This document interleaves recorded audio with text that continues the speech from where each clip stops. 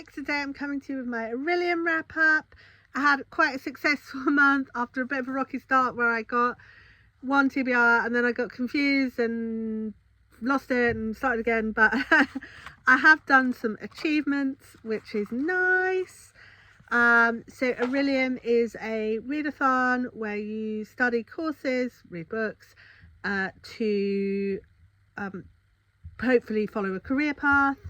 And most people do it sort of almost role-playing style and have a character who follows one career path, and I'm not very good at role-playing, I'm not very imaginative, so I basically do what I would do in real life, and I follow sort of alternate, like it could go either way. So this term I achieved level 3 math magician, like I've done this 3 years now.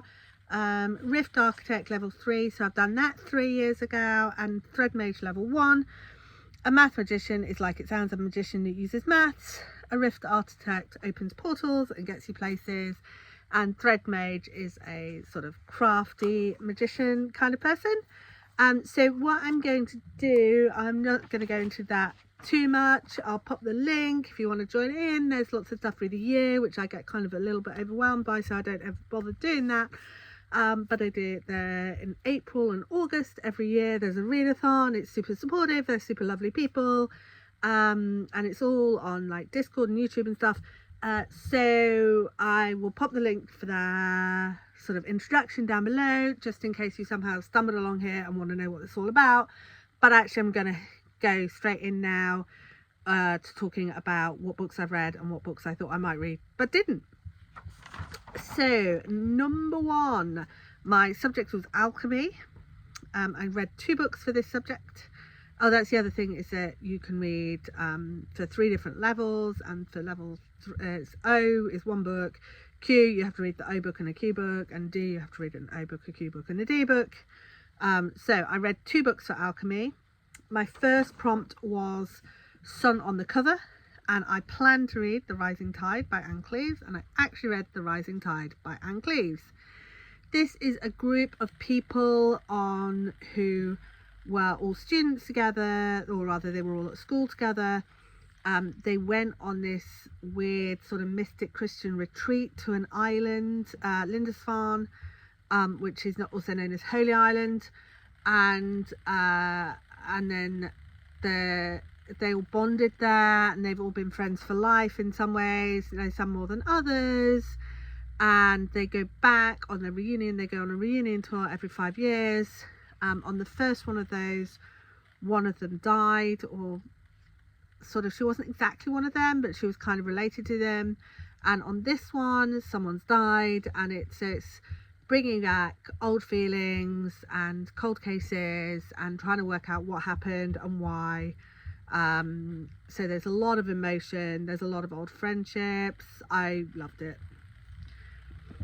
And then my second book was Birth Flower, and I had planned to read The River Has Roots by Amal El-Mohtar, but I did read that, but I'll bring that back later. But for Birth Flower, I actually read Talon by Julie Kagawa, and I'm going to pop her link down below. Julie Kagawa is a YouTuber. She specialises in Minecraft videos, or at least that's what I've mostly seen.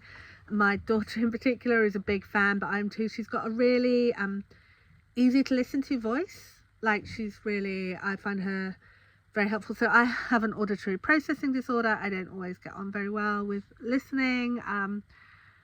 So I don't know whether she reads her own audiobooks, but I really hope she does. Anyway, she writes urban fantasy, and Talon was an urban fantasy about dragons. It's very contemporary feeling, it's very young and fresh, it's set in California, it's got a hint of romance, it's got a hint of family relationships, it's got a lot of dragons, it's got a lot of very relatable sort of nervousness about social anxiety, and a lot of it's just brilliant. I loved it. Then my next class was Inscription, for which I read 2 books. My first book was A Prime Number of Letters in the Title, and I had planned to read The Five by Rubenhold, which is about the victims of Jack the Ripper. And unfortunately, I still haven't read that book. I will get to it eventually. I've heard really good things about it. But what I actually read was a reread of What Katy Did by Susan Coolidge. And this is the first in a series about a large family in which our heroine Katy takes an accident because she's being careless. She does damage to her back, and it's about her learning to live with her limitations, but also to kind of improve her lot and get better. It's a little bit disability porn. It's a little bit it's very dated, as it's like late 19th century, but it's a book that I loved as a child, and therefore I've kind of got rose tinted glasses when I look at it. But if you are a bit nervous about that, there's an excellent what's her name, Jacqueline Wilson. So Jacqueline Wilson read an excellent retelling, and I'd highly recommend that, and it's just called Katy. The next one I read was it had to have a vertical title on the spine like this. I planned to read The Hate You Give. I read The Hate You Give. This gave me echoes of Long Way Down by Jason Reynolds. It's about generational trauma and the intersections of oppression and intersectionality in general. It's about living with people that you don't necessarily feel camaraderie for, but about bridging two worlds. And it's just excellent book, and I highly recommend it, which is probably not news to you. You've probably been recommended it before. My next class was Psionics and Divinations, and I can't quite put my hand on this book that I read, for which I read 3 books. The first book had to roll a die and come up with a book for related to the number of pages. So I had 500 to 600 pages. So every month I have a surprise book, and I've had it for a year, and now my partner says he's going to do it again for next year because it was such a success. So a surprise book, and I felt like it was probably going to be in that range, and it was. And the book was The Poison We Drink by Bethany Baptiste. This was an urban fantasy about found family and racism and love and family being a bit shit, but there being reasons. And it was a murder mystery, and it just had a lot of elements that I really love, and I would recommend it. Gorgeous book. The second book was published this year, and I planned to read For Duck's Sake by Donna Andrews, but I got overexcited and read it in August. So I actually read Bury My Bones in the Midnight Soil by V.E. Schwab, and this reminded me of The Salt Grows Heavy by Cassandra Khaw. It's a vampire book about and again, it's got a lot of class differences, a lot of learning to find your feet, a lot of getting out from abusive relationships. It's super queer. It was a great book, but because in the back of my head I was going, I don't love it as much as a Cassandra Khaw, I maybe didn't give it as much weight as I should have done. But no, it was a great book. And then for for my third book, I wanted an illustrated cover. So this is a book, not a book like this, which has one picture, more like this, where it covers the whole page. And I chose The Undertaking of Hart and Mercy by Megan Bannen.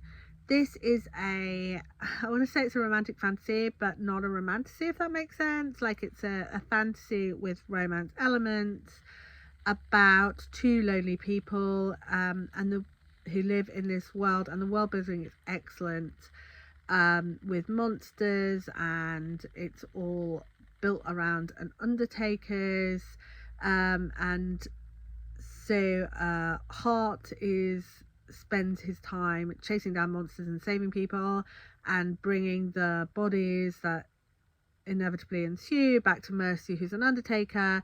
There's a lot of gender politics in there. There's a lot of misunderstanding and having to do good communication, and there's a lot of good communication, because actually the 2 of them are like, between them, their friends are like, no, you need to talk about this, and then they do. It sometimes takes them a while, but they do, and I love that trope in a book or in real life. So yeah, that is what I read.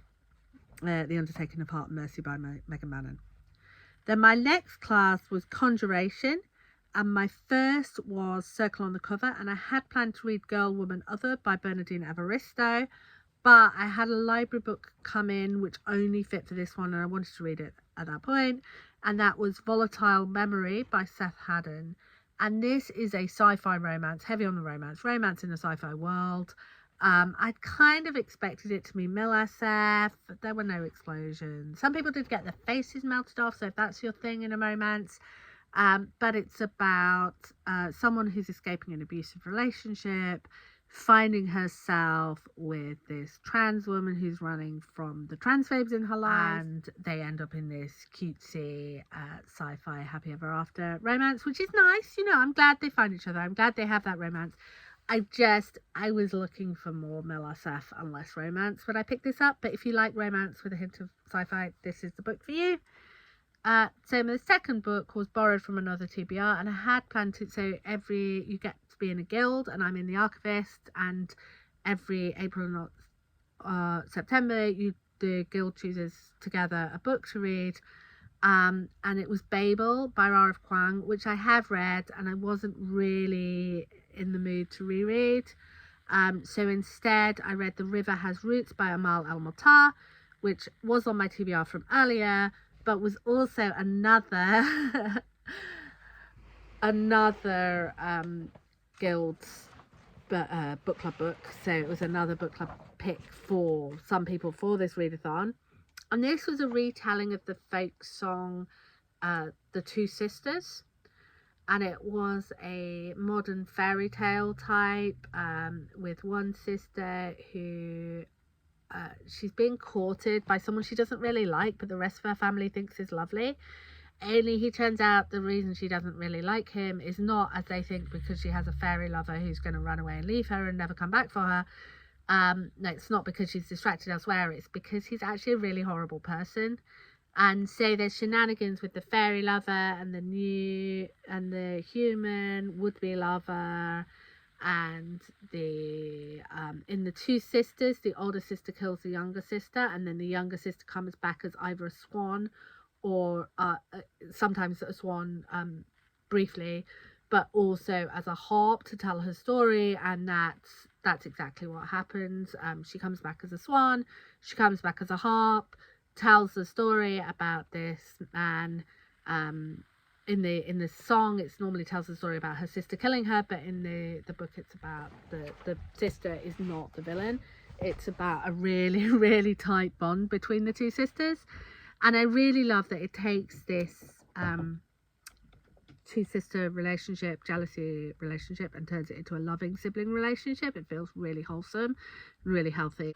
I actually read 2 retellings of the same song recently, so I did a video about that, and it's just me talking about them in my car, not holding up anything, and it's just really dark because it was night, and I just wanted to get out there really quickly, so I'll pop the link for that down below as well. And then the last book I read was for Restoration, was the class. I read 1 book. It was a single point of view book. I had intended to read The Lighthouse at the End of the World by J.R. Dawson, but I just wasn't in the mood for another fantasy. So I went with A Lesson in Malice by Catherine Kerwin, which I should be holding up, but obviously I'm not. And this is the 3rd in a set of mysteries set in Cork, the city of Cork. And this is a college reunion which goes wrong, and it has lots of overarching plot for the series, but there isn't a 4th yet, so I'm really, really hoping we get a 4th. And this was a lovely murder mystery set in a college dinner, and there's sort of intrigue and interrelationships between all these academics, and it's just really lovely. And our protagonist, Finn Fitzpatrick, is working through a lot of stuff as she goes, because like she's not an academic, but she was invited to the dinner anyway, and she's got a lot of like, where am I going, like why didn't I become, what would I like to go on with my life. So yeah, I definitely recommend that you read the first 2 books first, but but I do recommend you read these books. I really like the first. I really like the third. I like the second, but my partner not so much. But yeah, we're loving it as a series, and as I say, I hope there's more. So that was a very successful month. 10 books. That was 10 books. But it got me where I wanted to go, and I am ready for another great reading month, I hope, and I hope you are too. And I will see you soon. Bye.